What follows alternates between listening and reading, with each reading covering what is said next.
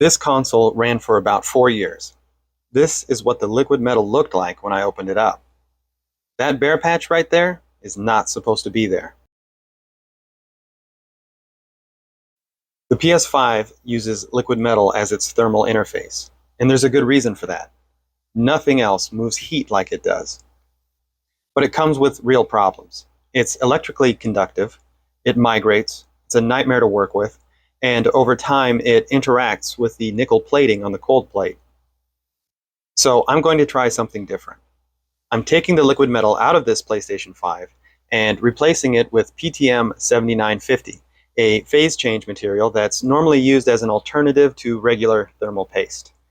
Now, I'm not expecting PTM to outperform liquid metal. That's not going to happen. And it isn't the question anyway.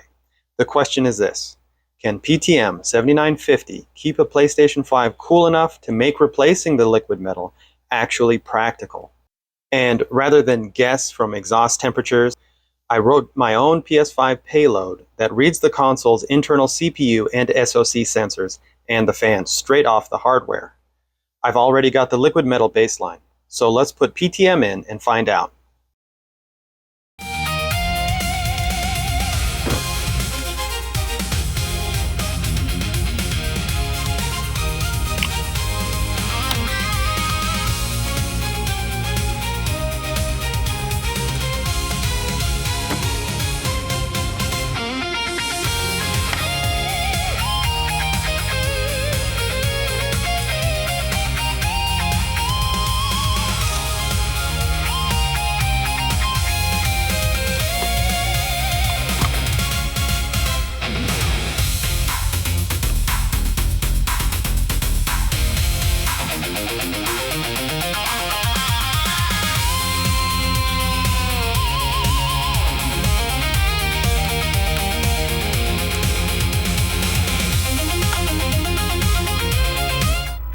We're going to pause here. One thing I want to point out is don't pry up on the motherboard and flex it away from the cold plate. I've seen it done in other teardown videos, and there's simply no reason to put that kind of bending stress into a large BGA heavy board like this. Make sure it's completely released as best as you can. Grab a spudger and go around the corners gently. You don't want to go in too far. There's also components on the other side. Go around the whole perimeter. Help wiggle it loose. You can grab a side here, and then you're going to gently lift it up as flat as you can. It's not going to be perfect, but we don't want to. We're humans disassembling a PS5. You're not a gorilla trying to break out of a cell.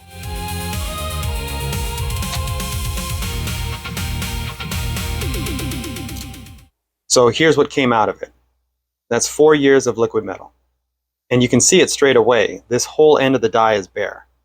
The rest of it's collected down at the other end.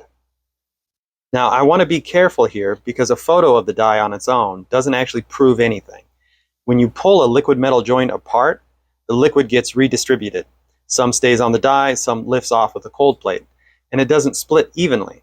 So a bare patch could just be an artifact of me taking it apart just now, which is why I photographed the other side too. Same orientation, both faces, and they're thin in the same place. If that liquid metal had just lifted off with the heatsink, it would be sitting right there on the cold plate, opposite the bare patch. It isn't. There was nothing there to split. So that's a real void. It was running like that. And then there's the dam. Look at the foam ring on the outside here. There's liquid metal all around the perimeter. And here's the part I find interesting. It's not just along the bottom. There's material up on the dry side. Gravity can pull liquid metal down. It cannot push it up. So whatever moved this, it wasn't just the console sitting upright. Something was actively driving it outward in every direction over 4 years. I should say what this doesn't prove. It shows the liquid metal isn't there now. It doesn't strictly prove it was ever there, because a bad application at the factory would look the same today. The material out on the dam is what argues against that, since it had come from somewhere. But this is one console. I'll show you the mechanism in a second, and then we'll find out whether PTM does any better. So that perimeter, the die and the cold plate heat up and expand at different rates. so the gap between them breathes. Every time it closes, it squeezes a little metal out towards the edges. The pressure pushes every direction at once. It doesn't care which way is down. Fresh liquid metal is about as thin as water, so most of it just runs back in when the gap opens. Sony put a foam dam around this die to catch spills, and there's metal soaked into it, including up here, on the side that faces the ceiling. Metal doesn't leak upward. Foam's a sponge, so whatever gets squeezed out past the edge, it wicks it in and keeps it there. That's a one-way door working from day one. And there's a second door. Gallium slowly soaks into the cold plate's plating, and as the alloy loses it, it thickens. Thick metal stops running back at all. Two one-way doors. The joint only ever loses. What's still liquid settles low and you get this. Bare at the top, pooled at the bottom. And apparently Sony agrees. Slim and Pro cold plates gained these machined grooves to hold the liquid metal in place. Now, the honest part, this runs on hours hot. How long it's been hot and how long it's been running at that temperature. So I can't tell you standing vertical caused it, but I can tell you the metal left and it didn't need a leak to do it. This isn't unique to liquid metal, by the way. Regular paste is thick enough that the same breathing gap genuinely ratchets it out over thousands of cycles. Different mechanism, same empty joint. First, the metal has to come off, and it has to come off completely.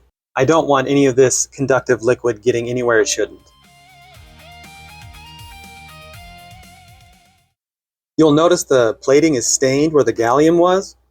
That's not coming off, and it doesn't need to. It's cosmetic at this point. Here's the part that took me a few attempts to get right. PTM7950 comes as a sheet, so it has to be cut to size. Cut it too small, you have gaps. Cut it oversized, and you get squeeze out, which isn't dangerous. It is wasteful, though. The problem is that the die is not the same size across every PS5 revision. So rather than measure and eyeball it every time, I made a set of cut stencils. And I'll be linking the file in the description below.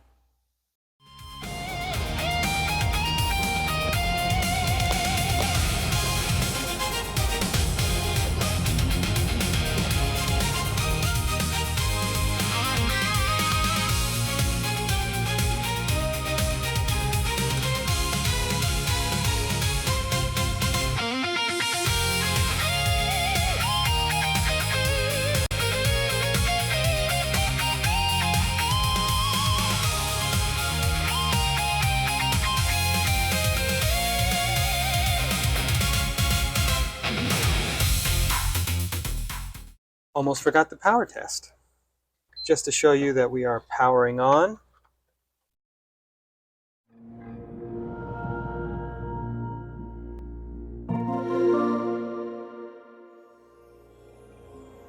So, back to the question I asked at the start. Not whether PTM7950 beats liquid metal. It doesn't, and it was never going to. The question was whether it can keep a PlayStation 5 cool enough to make the swap actually practical. And the answer is yes, just not for the reason I had expected. Here's what the logs showed. On temperature, it's basically a wash. On one game, PTM ran a couple of degrees cooler. On another, it ran a few degrees hotter. Nothing you'd ever notice. Across 4 titles and both materials, every run peaked between 83 and 86 degrees on the SoC. Same envelope, every time. What actually changed was the fan. Across every single liquid metal run I logged, the fan never once left its idle floor. Not one reading. With PTM in there, depending on the game, it spent anywhere from a fifth to 90% of its time above that floor. So PTM7950 didn't make this console hotter, it made its fan work harder. The console notices the extra thermal resistance, spins up, and it lands right back at the same temperature. And it has plenty of room to do that. Even working its hardest, that fan peaked at about 32% duty, nowhere near its limit. I tried to measure the noise difference and I couldn't. My room's background noise is louder than this console is at the highest fan speed, which, if you think about it, is the answer. If I can't get it above the noise floor in an ordinary room, you're not going to hear it from the couch. Then there's stability, which honestly is the part I cared about the most. I ran Astrobot for 2 hours and 41 minutes straight. The hotspot sat between 75 and 81 the whole time. And the trend line, that entire run, is flat. 0 degrees per 10 minutes. The board level sensor actually drifted down by about 0.06 of a degree every 10 minutes. No creep, no climb, no sign of the material moving or thinning out. AMD's desktop Zen 2 parts are rated to 95 Celsius. Sony has never published the number for the PlayStation 5 chip, so treat that as a rough best guess than a specification. But either way, we're not close. So what would I actually tell you to do? If your console still has healthy liquid metal in it, leave it alone. This isn't an upgrade, and I'm not going to pretend that it is. But if you're already in there, or if it's pumped out like mine was, or if you're just not comfortable with the conductive liquid sitting in your console, then I would say PTM is a real option. You trade a bit of fan speed for a material that doesn't migrate, doesn't need doing again, and can't short anything out if it ends up somewhere it shouldn't. Now, a reality check. This is one console, one revision, a CFI 1215A. And I only had one console to compare against, which was already worn out when I had opened it. So what I've really shown you isn't PTM against fresh liquid metal. It's PTM against the liquid metal in an already used machine, which, if you're deciding whether to open yours, is the comparison that matters anyway. If you've got a PS5 you're thinking about doing this to, or you've already done it, let me know what you found. I want to see whether that dry spot ends up in the same place on other people's consoles. That's it for today. Take care.